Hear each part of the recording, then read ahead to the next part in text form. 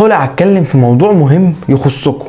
بشوف كتير فيديوهات ناس بتطلع بتسأل ناس فعلا، وما بيكونش فيك ولا حاجة، ناس بتطلع بتسأل ايه مثلا اركان الاسلام، اركان الصلاة. بتلاقي الناس واقفة عادي جدا مع الموضوع، يعني الناس واقفة مش عارفة اركان الاسلام. والله ما اعرف. كم عدد اركان الصلاة؟ 7. غلط. 14.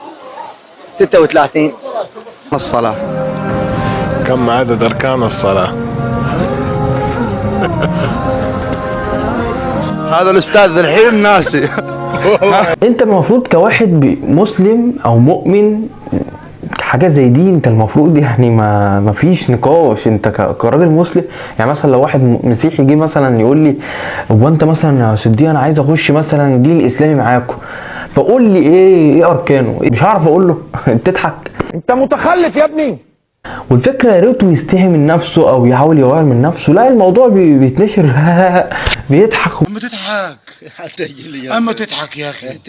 بخلاف ان انت لو جيت مثلا اتكلمت مع واحد صاحبك، يا ابني مثلا عايزين نرجع يا صاحبي، عايزين نرجع نواظب نقرا كام صفحه من القران، عايزين نرجع نعمل يا شيخنا يا شيخ يا جدع. احنا عشان بنقول الصح ونحاول نمشي في الطريق الصح ونكون ملتزمين نبقى شيوخ. يا عم يا ريت ابقى شيخ، هو الشيخ حاجه وحشه؟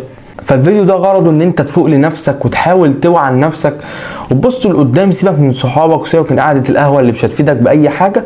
ما بقولكش ما تقعدش، بس اقعد طول ما انت خلصت فروضك، خلصت الورد اللي بتعمله كل يوم وظبطت حياتك. بس كده، واشوفكم في فيديو جديد.